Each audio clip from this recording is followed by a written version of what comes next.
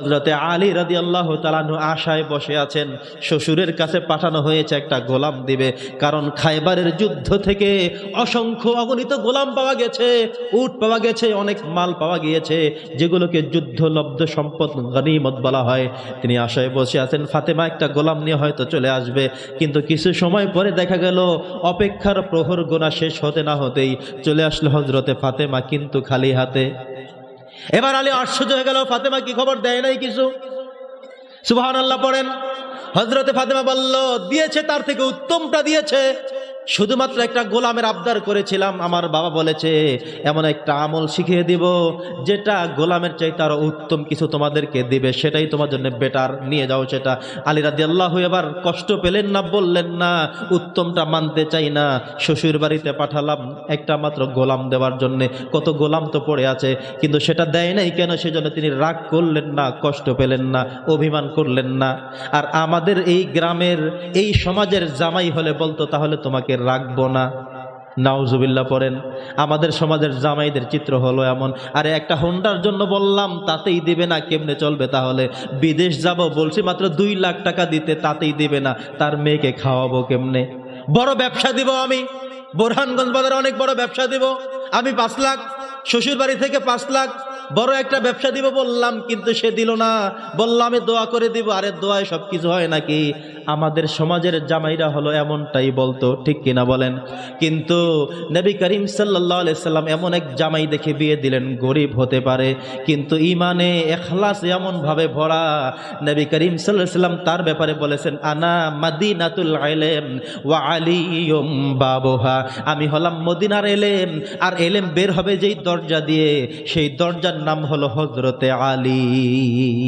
সুবহানাল্লাহ, এমন ভাবে তাকে বলেছিলেন। এই হলো জ্ঞানের সমুদ্র আলী। গরিব হতে পারে ঠিক আছে, কিন্তু ইমানের দিক থেকে, মুমিনের দিক থেকে আল্লাহর কাছে অনেক আলা মাকামের। সুবহানাল্লাহ পড়েন। এবার তিনি বললেন, হে আমার ফাতেমা শোনো, কি বললো দ্রুত আমাকে তুমি শেখাও, আমাকে বলো। তিনি প্রস্তুত হয়ে গেলেন, এখনই বলো, তাড়াতাড়ি বলো, দ্রুত বলো, আর কোনো কথা বলা যাবে না।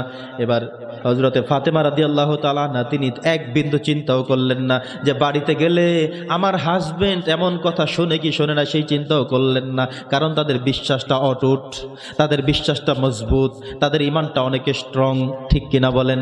তিনি বিশ্বাস করে গেলেন। তিনি তার বাবাকে এমন কথা রিপিট করে বললেন না, বাবা আপনার জামাই এটা মানে কি না মানে সেটা তো হতে পারে না, এটা তিনি বললেন না। বরং নবীজি দিয়েছেন বিশ্বাসের সাথে, হযরতে ফাতেমা এনেছেন বিশ্বাসের সাথে, আর আলী রাদিয়াল্লাহু শুনেছেন তাও বিশ্বাসের সাথে। সুবহানাল্লাহ, দেখেন কত বড় ঈমান তাদের। বিশ্বাসের সাথে বললেন, তাড়াতাড়ি বলো, দ্রুত বলো, তাড়াতাড়ি বলো। এবার হযরতে ফাতেমাতুজ জোহরা রাদিয়াল্লাহু তাআলা আনহা বললেন, আমার বাবা বলেছে প্রত্যেক দিন নামাজ শেষ করার পরে 5 ওয়াক্ত নামাজ যখন শেষ হবে, প্রত্যেক নামাজ শেষ করে যদি আমরা 33 বার সুবহানাল্লাহ সুবহানাল্লাহ পড়ি, 33 বার আলহামদুলিল্লাহ আলহামদুলিল্লাহ বলে জপতে থাকি, আর শেষে 34 বার আল্লাহু আকবার পড়ি, তাহলে আমাদের জীবনে আমরা অসুস্থ হব না, আমাদের কোনো খাদেম লাগবে না, লাঠি ভর দিয়ে হাঁটা লাগবে না, আমাদেরকে মৌত পর্যন্ত আল্লাহ তাআলা সুস্থ এবং সবল রেখে দিবেন। সুবহানাল্লাহ সুবহানাল্লাহ। বন্ধুগণ আমার, হাদিসের মধ্যে এসেছে হযরতে আলী রাদিয়াল্লাহু তাআলা আনহু যেদিন ইন্তেকাল করবেন, সর্বশেষ যেই নামাজ তিনি পড়েছেন, সেই নামাজ শেষ করার পরেও তিনি এই আমলটি করেছেন। তিনি শেষ মুহূর্তে বলেছেন, এমন একটি আমল আমি নবীজির থেকে পেলাম, আজকে বিদায় মুহূর্ত পর্যন্ত আমি এই আমলটি কখনোই ছেড়ে দেই নাই। সুবহানাল্লাহ। আমলটা করা যাবে? নামাজ শেষ করার পরে আমরা তো শুধু দৌড় আর দৌড়, কার আগে কে মসজিদ থেকে বের হওয়া যাবে। ইমাম সাহেব শেষ রাকাতের বই সাথে যদি একটু সময় বেশি করেন, পিছন থেকে কাশি চলে আসে আমাদের, ইমাম এত দেরি করে কেন, এভাবে আমাদের চিন্তা ঢুকে যায়।